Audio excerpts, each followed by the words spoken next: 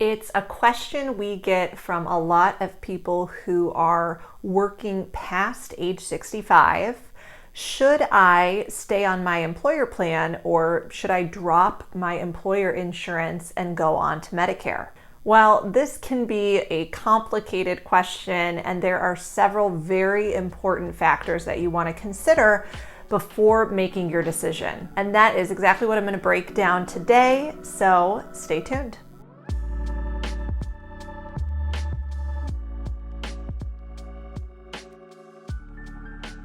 Today, more and more people are choosing to work past age 65. And if you work for an employer that offers a medical plan, then you may be wondering if you're better off keeping your employer-sponsored medical insurance, or if you should drop your employer plan and make the transition to Medicare. Well, the answer to this question isn't always simple, but I do have a few important tips that I can share with you, as well as some things that you'll really want to consider before you make a decision either way. So in today's video, I'm going to cover who can delay their Medicare enrollment altogether, even past age 65 without penalty, who should enroll in Medicare at age 65, even if you are still working, and what are the most important things to consider before choosing to drop your employer plan and move onto Medicare. If you've been watching the videos on my channel, you probably know by now that Medicare is a government program for people age 65 and over, and certain people under 65 with disabilities. And for many people, if you don't enroll in Medicare when you're first eligible at age 65, you could face pretty big penalties down the road. However, Medicare isn't free. So in 2022, most people will pay a standard premium of $170.10 per month just to be enrolled in Medicare Part B. And if you're still actively employed and you have health insurance through your job, or if your spouse is actively employed and you have health insurance through their employer, then you may be able to delay your Medicare enrollment without any penalty.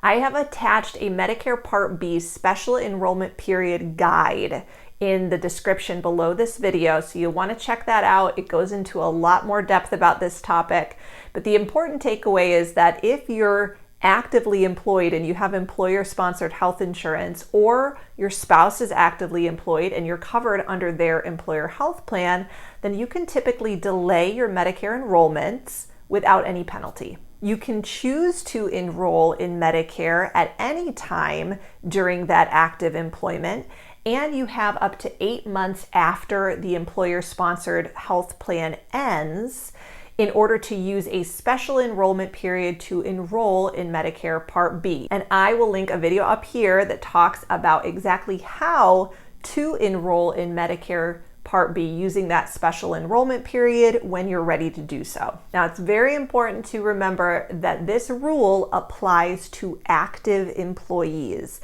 So having retiree benefits or COBRA coverage doesn't qualify you to delay Medicare without penalty. You must be actively employed, or if you're covered under your spouse's plan, your spouse must be actively employed. Now, one thing that you'll want to consider is the size of your employer. If your employer has 20 or more employees, then your employer plan is always primary to Medicare.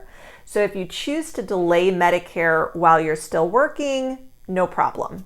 However, if your employer has fewer than 20 employees, then Medicare is meant to be primary and the employer plan secondary. So if you fall into this category, you're still working past age 65, but your employer has fewer than 20 employees, we advise going ahead and enrolling in Medicare Parts A and B in order to avoid any claims issues down the road. Now, I know all of that I just reviewed can be kind of tedious and a little confusing, so definitely take some time to review those documents that I linked.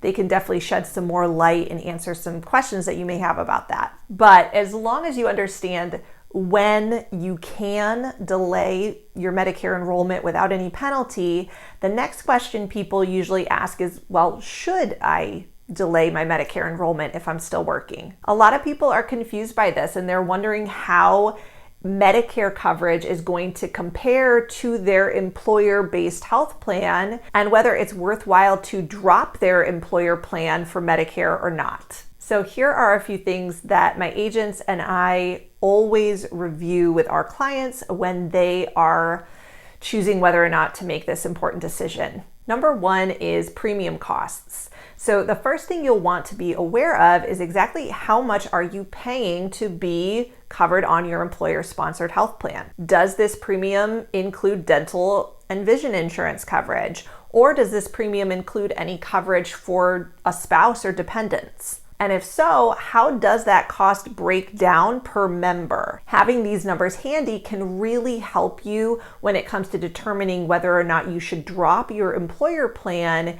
in order to go onto Medicare. For example, simply enrolling in Medicare Part B will cost most people $170.10 per month in 2022, but that number is income dependent. The Medicare Part B and Medicare Part D premiums are subject to something called IRMA, or an income-related monthly adjusted amount. And Medicare looks back at your income from 2 years prior. So if you are or were a high income earner, then you may actually be paying more than that $170.10 a month to be enrolled in Medicare Part B and Medicare Part D. On top of that, if you want to add on a Medicare supplement plan, those usually come at an additional monthly premium, and you'll want to factor all of those numbers in when you're making your cost comparison. Something else to consider is your current employer plan's deductible. Maybe your employer plan has a monthly premium that's very similar to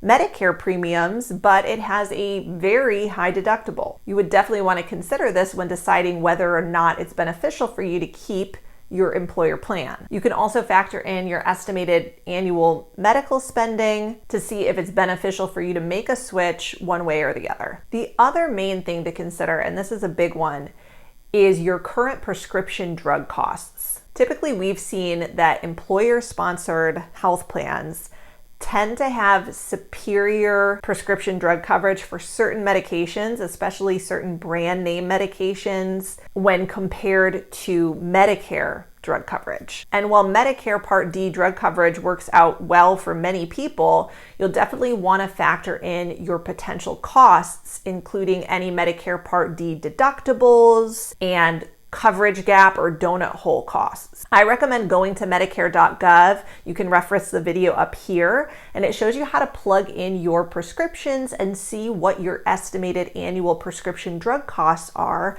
on a Medicare Part D drug plan or a Medicare Advantage plan.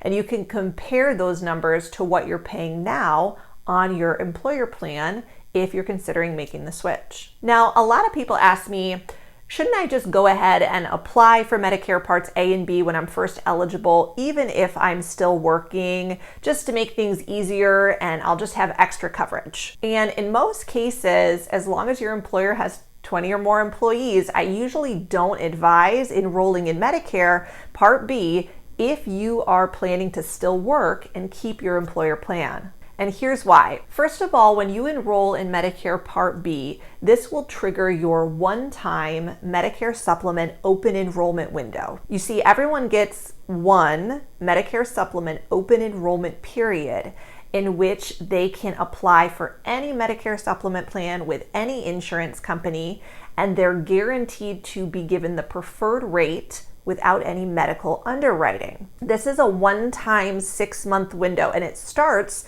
with your Part B effective date. Now, once this window closes, you will typically have to pass through medical underwriting in order to qualify for Medicare supplement insurance. Now, if this window has closed for you, you've been on Medicare Part B for more than 6 months, and you're now retiring and leaving your employer-sponsored health plan, you will typically be able to get certain Medigap plans without any medical underwriting due to guaranteed issue right laws. But if you want the freedom to buy any Medicare supplement plan with any company, then the best time to do that is within 6 months from your Medicare Part B effective date. Secondly, Medicare doesn't historically coordinate benefits all that well with employer health insurance plans. It's not uncommon to potentially have claims kicked around while Medicare and your employer plan figure out who's paying on which claim. Again, I would advise definitely referencing that Who Pays First guide that I've linked below